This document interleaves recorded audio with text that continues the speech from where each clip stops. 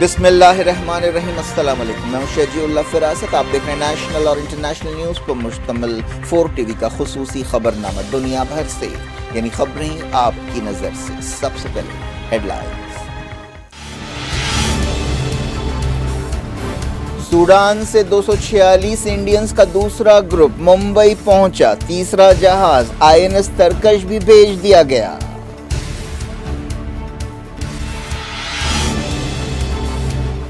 سعودی عرب نے سوڈان سے 2300 لوگوں کو باہر نکالا، آپریشن جاری، کئی ملکوں نے شکریہ ادا کیا۔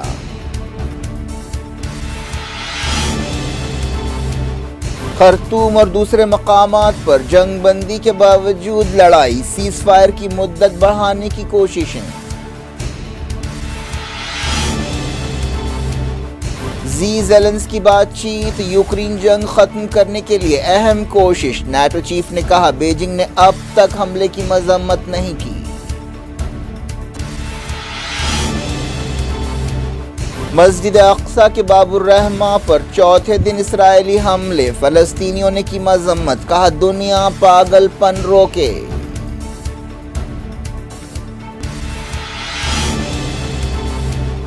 ترکی کے اوپینین پولز میں اپوزیشن امیدوار کو معمولی لیڈ، ایردوان کی طبیعت بگڑی، ٹی وی انٹرویو درمیان میں ختم کر دیا۔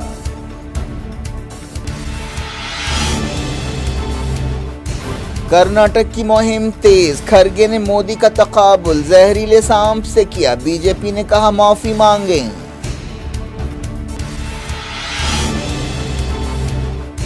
حکومت ہم جنس پرست جوڑوں کو سماجی فائدے دینے کے لیے راستہ نکالے، سپریم کورٹ کا مشورہ۔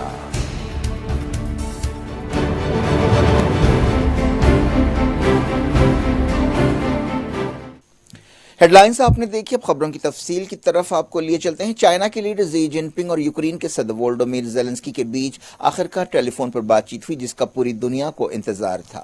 امریکہ اور یورپ کے ملکوں نے اس بات چیت کا خیر مقدم کیا ہے۔ چائنا نے خواہش ظاہر کی تھی کہ وہ رشیا اور یوکرین کے درمیان مصالحت کار کا رول ادا کرنے کے لیے تیار ہے۔ جنگ روکنے کے لیے چائنا نے ایک فارمولا بھی پیش کیا تھا۔ یہ یوکرین پر رشیا کا حملہ شروع ہونے کے بعد سے دونوں ملکوں کے لیڈرز کے درمیان پہلی بات چیت تھی جو 1 گھنٹہ جاری رہی۔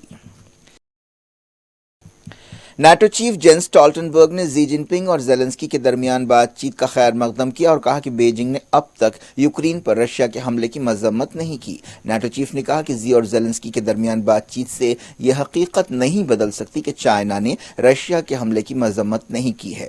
جب سے یوکرین جنگ شروع ہوئی ہے، چائنا اور رشیا کے درمیان تعلقات مضبوط ہوئے ہیں۔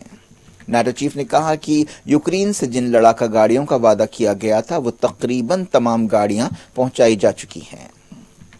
یوکرین کے وزیر اعظم نے پوپ فرانسس کو ملک کے دورے کی دعوت دی ہے۔ انہوں نے پوپ سے خواہش کی کہ وہ کیف کا دورہ کرتے ہوئے امن فارمولے پر بات چیت کریں۔ وزیر اعظم نے اٹلی میں ایک نیوز کانفرنس سے خطاب کرتے ہوئے کہا کہ چائنا اور یوکرین کے لیڈرز کے درمیان ٹیلی فون پر بات چیت انتہائی کارآمد رہی اور یہ ایک اچھی شروعات ہے۔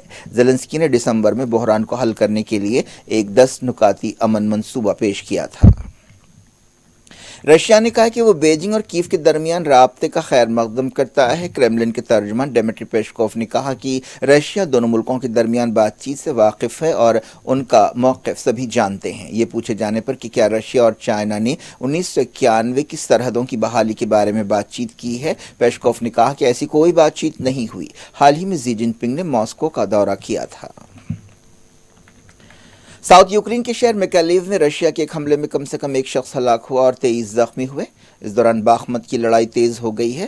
خیرسون میں یوکرین کی فوجوں نے کچھ پیش قدمی کا دعویٰ کیا ہے۔ یوکرین کے عہدیداروں نے کہا ہے کہ جلد ہی خیرسون میں جوابی حملے کیے جائیں گے۔ لڑائی سے متاثرہ سوڈان سے مزید 200 سے زیادہ لوگ جدہ پہنچے، جن میں 5 سعودی شہری شامل ہیں۔ سعودی عرب اپنے شہریوں اور الگ الگ ملکوں کے سٹیزنز کو سوڈان سے نکالنے میں مدد دے رہا ہے۔ 5 سعودی شہریوں کے علاوہ دوسرے ملکوں کے 198 شہریوں کو جدہ لایا گیا۔ ان میں رشیا، برطانیہ، چائنا، امریکہ، ازبکستان، یمن، سنگاپور، کمبوڈیا، ملیشیا اور پاکستان کے شہری شامل ہیں۔ ان ملکوں نے سعودی عرب کی کوششوں کا شکریہ ادا کیا۔ ان لوگوں کو ایک جہاز کے ذریعے لایا گیا جو کنگ فیصل نیول بیس پر اترا۔ اب تک سعودی عرب کی طرف سے بچائے گئے سویلینز کی تعداد 2351 ہو گئی ہے۔ ان میں سے 119 سعودی شہری ہیں اور دوسرے ملکوں کے 2032 سویلینز ہیں۔ یہ لوگ پچھلے کچھ دنوں سے ہوائی اور سمندری راستوں سے لائے گئے۔ جدہ میں فرینچ کونسل جنرل نے کنفرم کیا کہ فرینچ نیوی کی ایک شپ علاقے میں پہنچ گئی ہے اور سعودی عہدیداروں کے ساتھ تال میل کے ذریعے کام کیا جا رہا ہے۔ سوڈان سے بچائے گئے انڈینز کا دوسرا گروپ ممبئی پہنچ گیا جس میں 246 سویلینز شامل ہے۔ سوڈان سے لوگوں کو بچانے کے لیے حکومت نے مشن کاویری شروع کیا ہے۔ سعودی عرب کے جدہ شہر سے ان 246 انڈینز کو لایا گیا۔ انڈین ایئر فورس کا C-17 گلوب ماسٹر ہوائی جہاز ہے جس نے انہیں اپنے وطن پہنچایا ہے۔ وزیر خارجہ ایس جے شنکر نے اپنے ٹویٹر ہینڈل پر ان لوگوں کی تصویریں شیئر کی۔ چہارشنبے کو 360 انڈینز کا بیج دہلی لایا گیا تھا۔ انڈین نیوی سوڈان سے اپنے شہریوں کو واپس لانے کے لیے کوششوں میں مصروف ہے۔ انڈین نیوی کے INS تیغ نے تقریباً 280 انڈینز کو جمعرات کو پورٹ سوڈان سے جدہ پہنچایا۔ یہ سمندری جہاز کے ذریعے جدہ پہنچنے والا دوسرا بیچ ہے۔ اس سے پہلے چہارشنبے کو INS سمیدھا کے ذریعے 278 انڈینز کے پہلے بیچ کو لایا گیا۔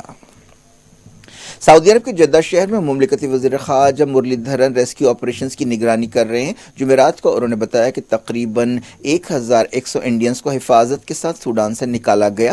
وزیر نے ٹویٹ کیا کہ آپریشن کاویری کامیابی سے جاری ہے۔ انہیں جدہ میں INS تیغ کے ذریعے لائے گئے 297 انڈینز کا استقبال کرتے ہوئے بڑی خوشی ہو رہی ہے۔ انہوں نے کہا کہ جدہ لائے گئے انڈینز کو جلد ہی ملک پہنچا دیا جائے گا۔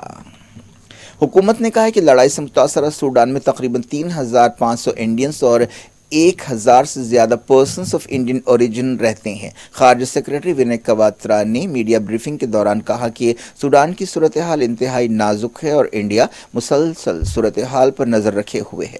وزیر خارجہ ایس جے شنکر نے امریکہ، سعودی عرب، UAE، ایجپٹ اور برطانیہ کے وزیروں سے ایویکویشن آپریشن کے بارے میں بات چیت کی ہے۔ سوڈان میں وار زون سے اب تک 1700 سے زیادہ انڈینز کو بچایا گیا۔ حکومت چاہتی ہے کہ ان انڈینز کو کسی نقصان کے بغیر جلد سے جلد ملک واپس لایا جائے۔ فی الحال جدہ میں 495 انڈینز ہیں۔ مزید 320 انڈینز پورٹ سوڈان میں ہیں۔ لڑائی کے دوران اب تک ایک انڈین ہلاک ہو چکا ہے جس کا تعلق کیرالہ سے ہے۔ انڈیا نے ایک اور جہاز INS ترکش کو سوڈان سے انڈینز کو لانے کے لیے سوڈان بھیجا ہے۔ یہ تیسرا جہاز ہے جو ایسی کوششوں کے لیے بھیجا گیا ہے۔ خارجہ سیکریٹری ونے کواترا نے یہ بات بتائی۔ انہوں نے کہا کہ INS ترکش پورٹ سوڈان پہنچ چکا ہے۔ اس سے پہلے 2 جہاز روانہ کیے گئے تھے جو INS سمیدھا اور تیغ ہے۔ کواترا نے کہا کہ انڈین گورنمنٹ کئی کوششیں کر رہی ہے۔ اس سلسلے میں انڈیا اور سوڈان میں کنٹرول روم بنائے گئے ہیں۔ انہوں نے کہا کہ وزیر اعظم مودی نے دہلی میں اعلیٰ سطح کی ایک میٹنگ سے خطاب کیا جس میں انہوں نے عہدیداروں کو ہدایت دی کہ وہ پھنسے ہوئے انڈینز کو واپس لانے کے لیے مناسب قدم اٹھائے۔ چائنا نے اپنے تقریباً 1300 شہریوں کو سوڈان سے باہر نکالا ہے۔ چائنیز وزارت خارجہ کی ترجمان نے بتایا کہ ان میں سے بعض کو چائنیز نیوی کے جہاز کے ذریعے نکالا گیا۔ ڈاکٹرز وداؤٹ بارڈرز تنظیم نے لڑائی میں وقفے کے دوران ہاسپٹل میں میڈیکل سامان پہنچایا ہے۔ پچھلے کچھ دنوں کی لڑائی میں ہاسپٹلز بھی بمباری کی زد میں آئے ہیں۔ سوڈان میں لڑائی کے 13 دن پورے ہو گئے ہیں۔ خرطوم کے قریب فوج اور RSF کے فائٹرز آمنے سامنے ہیں۔ بعض دوسرے شہروں میں بھی لڑائی ہو رہی ہے جن میں امدرمن شہر بھی شامل ہے۔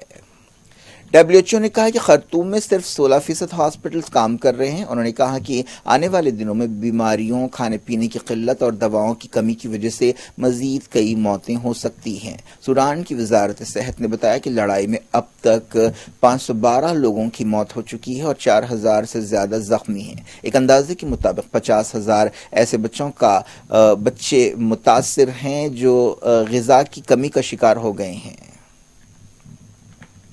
سوڈان کی سرحدوں پر کافی ہجوم دیکھا جا رہا ہے۔ جنگ بندی کی خلاف ورزیوں کے بیچ سوڈان سے فرار ہونے والوں کی تعداد بڑھتی جا رہی ہے۔ سوڈان سے کئی ریفیوجیز چاڈ اور ایجپٹ اور دوسرے پڑوسی ملک پہنچ رہے ہیں۔ دونوں فریقوں نے 72 گھنٹے کی جنگ بندی کا اعلان کیا تھا جو جمعرات کی رات ختم ہو رہی ہے۔ یہ جنگ بندی بھی ٹک نہیں سکی اور دونوں طرف سے خلاف ورزیوں کے الزامات لگائے گئے۔ خرطوم میں ہوائی حملوں کی خبر ہے۔ جنگ بندی کی مدت بڑھانے کی کوششیں ہو رہی ہیں۔ سوڈان کی فوج نے خرطوم میں ریپڈ سپورٹ فورسز کے فائٹرز پر حملے کیے۔ دارفور میں بھی لڑائی تیز ہو گئی ہے۔ اس دوران سوڈان کی فوج نے RSF کے ٹھکانوں پر کئی ہوائی حملے کیے۔ RSF نے اب تک جنگ بندی کی مدت بڑھانے کی تجویز پر کوئی جواب نہیں دیا ہے۔ برطانیہ نے اپنے شہریوں سے کہا ہے کہ وہ جلد سے جلد سوڈان سے باہر نکل جائیں۔ یہ وارننگ ایک ایسے وقت دی گئی جب جمعرات کو جنگ بندی کی مدت ختم ہو رہی ہے۔ جاری رکھتے ہیں انٹرنیشنل نیوز کے سلسلے کو۔ فلسطینیوں نے مسجد اقصی کے باب الرحمہ پر اسرائیل کے حملوں کی مذمت کی ہے اور کہا ہے کہ اس علاقے میں توڑ پھوڑ کی گئی ہے اور روزانہ نمازیوں کو دھمکیاں دی جا رہی ہیں۔ فلسطینی وزیر اعظم محمد شتی نے کہا کہ باب الرحمہ مسجد اقصی کا اٹوٹ حصہ ہے اور صرف مسلمانوں کو اس کی دیکھ بھال کا حق حاصل ہے۔ باب الرحمہ کے پاس ایک چھوٹا چیپل یا چرچ بھی ہے۔ حال ہی میں اسرائیلیوں نے باب الرحمہ اور اس چرچ میں توڑ پھوڑ کی تھی۔ محمد شتی نے کہا کہ اسرائیل کی طرف سے یہ غنڈہ گردی اور چرچ کا سامان ہٹانا ناقابل قبول ہے۔ فلسطین لبریشن آرگنائزیشن ایگزیکٹو کمیٹی کے رکن رمزی قری نے کہا کہ یہودی آباد کاروں کے گروپس نے مسجد اقصی کے صحن میں چہارشنبے کو اسرائیلی جھنڈے لہرائے اور مذہبی رسمیں ادا کی۔ انہوں نے اسرائیلیوں کی اس کارروائیوں کو مسجد اقصی کے تقدس کے خلاف ایک ایسی جارحیت قرار دیا جس کی مثال نہیں ملتی۔ انہوں نے کہا کہ اس سے پوری دنیا کے مسلمانوں کے جذبات کو ٹھیس پہنچی ہے۔ انہوں نے کہا کہ اسرائیلی فوجوں کی طرف سے بار بار باب الرحمہ پر حملوں سے مسجد اقصی یا بیت المقدس پر اسرائیل کو کوئی حق نہیں حاصل ہوگا کیونکہ اس شہر پر ناجائز قبضہ کیا گیا ہے جہاں پر اسلامی اور عیسائی مقدسات ہیں۔ فلسطین نیشنل کونسل کے صدر راہی فتوح نے انٹرنیشنل کمیونٹی سے کہا کہ وہ اسرائیلی حکومت اور اس کے نیشنل سیکیورٹی منسٹر ایتمار بن گویر کے مجرمانہ پاگل پن کو روکے۔ فتح ریولیوشنری کونسل کے رکن اسامہ القواسی نے کہا کہ باب الرحمہ پر بزدلانہ حملے اور چھیڑخانیاں بیت المقدس کو یہودی رنگ دینے کے لیے ایک منظم اسرائیلی مہم ہے۔ فلسطینی صدر محمود عباس کے ترجمان نبیل ابو ردینہ نے کہا کہ اسرائیلی غنڈہ گردی سے کنفرم ہوتا ہے کہ انتہا پسند حکومت صورتحال بگاڑنا چاہتی ہے۔ انہوں نے کہا کہ اسرائیل آگ سے کھیل رہا ہے۔ چہارشنبے کو اسرائیلی پولیس مسلسل چوتھے دن باب الرحمہ پہنچی اور وہاں پر ہلہ بول دیا۔ پولیس نے اس موقع پر بجلی کاٹ دی اور چرچ کے اندر کے سامان کو نقصان پہنچایا۔ فلسطینیوں نے فروری 2019 میں باب الرحمہ کو کھولا تھا۔ اس سے پہلے اسرائیلیوں نے 16 سال تک اسے بند رکھا تھا۔ اموی دور میں 1300 سال پہلے باب الرحمہ چیپل کو بنایا گیا تھا۔ باب الرحمہ میں اسلامی تاریخ کی کئی اہم شخصیتیں دفن ہیں۔ انتہا پسند یہودیوں کا ماننا ہے کہ انہیں جس مسیحا کا انتظار ہے وہ قیامت سے پہلے باب الرحمہ کے ذریعے داخل ہوگا اور اس گرجا گھر کو یہودی عبادت خانے میں تبدیل کرے گا، لیکن حال ہی میں باب الرحمہ کو کھولنے سے یہودیوں کو دھکا لگا ہے۔ فلسطینیوں کی گھروں کو واپسی کے لیے ایک مہم شروع کرنے والی تنظیم اسلامک موومنٹ کے لیڈر شیخ کمال الخطیب نے فلسطینی عوام سے کہا کہ وہ نمازوں کے لیے مسجد اقصی آئیں اور اسرائیلی خلاف ورزیوں کا مقابلہ کریں۔ ہزاروں فلسطینیوں نے مغربی کنارے کے ایک گاؤں لجون کی طرف واپسی کے لیے ایک مارچ شروع کیا۔ یوم نکبہ کے 75 سال کی مناسبت سے یہ احتجاج کیا گیا۔ ترکی کے صدر طیب اردوان نے ایک ٹی وی انٹرویو اچانک ختم کر دیا جس کے بعد ان کی صحت کے تعلق سے اندیشوں کا اظہار کیا جا رہا ہے۔ انہوں نے اپنی دن بھر کی الیکشن مصروفیتیں بھی ختم کر دیں۔ انہوں نے پیٹ میں درد کی شکایت کی۔ طیب اردوان نے ایک ٹی وی چینل پر 90 منٹ کی دیر سے انٹرویو شروع کیا لیکن 10 منٹ بعد ہی اسے ختم کر دیا گیا۔ 15 منٹ بعد اردوان پھر سکرین پر واپس ہوئے اور معافی مانگی۔ انہوں نے کہا کہ کل اور آج بہت کام کرنا پڑا اسی لیے آج پیٹ میں تکلیف ہو گئی۔ میں آپ سے اور آپ کے دیکھنے والوں سے معافی مانگتا ہوں۔ اس کے چند منٹ بعد صدر نے پروگرام ختم کر دیا۔ اردوان نے کہا کہ وہ آج آرام کریں گے اور انشاءاللہ کل ہم اپنا پروگرام جاری رکھیں گے۔ ترکی میں 3 ہفتے بعد الیکشنز ہونے والے ہیں۔ ان الیکشنز میں اردوان کو سخت چیلنج کا سامنا ہے۔ دوسرے ملکوں میں رہنے والے ترک شہریوں کے لیے ووٹنگ کی سہولت شروع کر دی گئی۔ تازہ اوپینین پولز کے مطابق طیب اردوان کے مخالف امیدوار کمال کلیکارگلو کو معمولی لیڈ حاصل ہے۔ وہ سینٹر لیفٹ اپوزیشن پارٹیوں کے امیدوار ہیں۔ ترکی میں اگر کوئی بھی امیدوار صاف طور پر کامیابی حاصل نہیں کرتا ہے تو دوسرا دور ہو سکتا ہے۔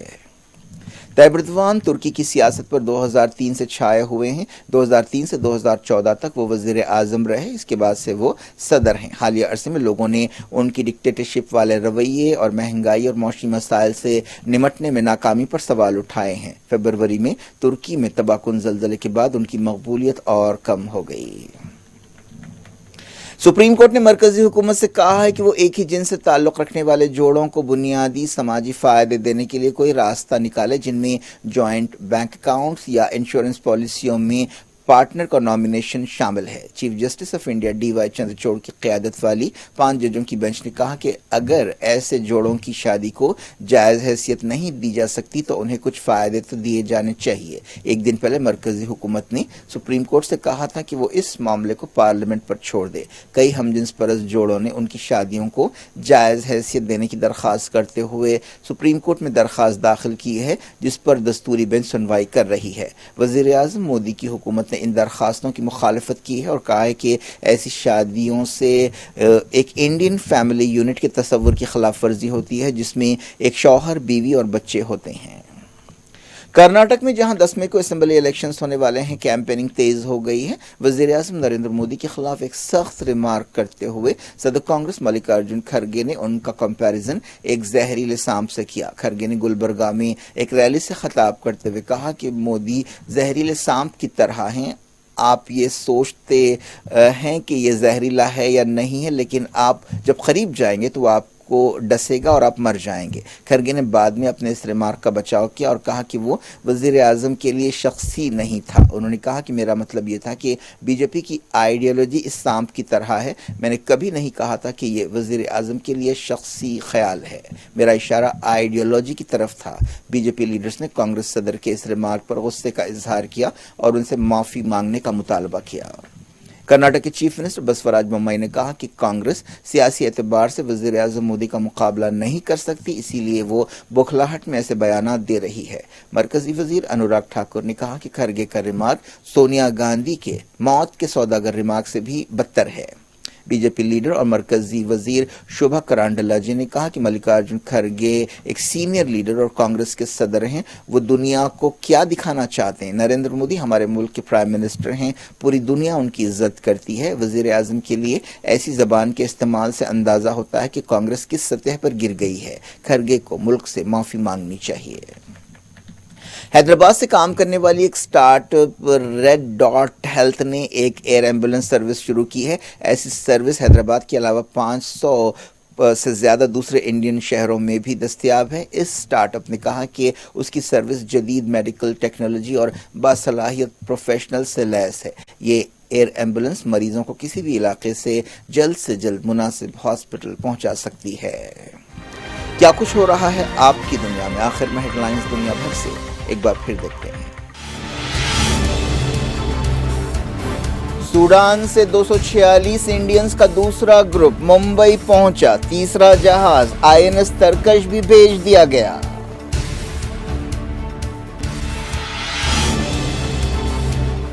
سعودی عرب نے سوڈان سے 2300 لوگوں کو باہر نکالا، آپریشن جاری، کئی ملکوں نے شکریہ ادا کیا۔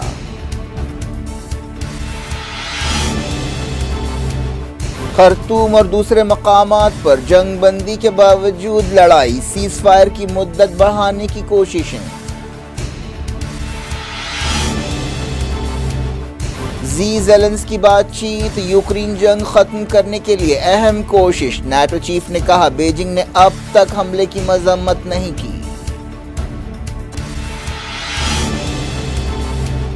مسجد اقصی کے باب الرحمہ پر چوتھے دن اسرائیلی حملے، فلسطینیوں نے کی مذمت، کہا دنیا پاگل پن روکے۔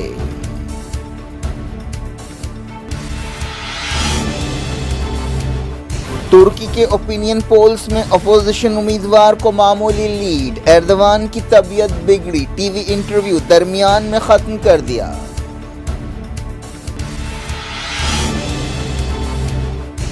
کرناٹک کی مہم تیز، کھرگے نے مودی کا تقابل زہریلے سانپ سے کیا، بی جے پی نے کہا معافی مانگیں۔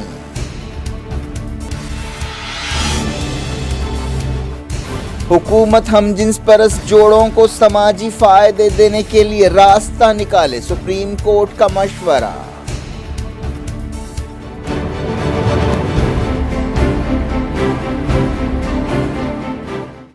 یہ تھی آج کی خبریں۔ شہید اللہ فراست کو دیں اجازت اور اپنا بے حد خیال رکھیں۔ اللہ حافظ۔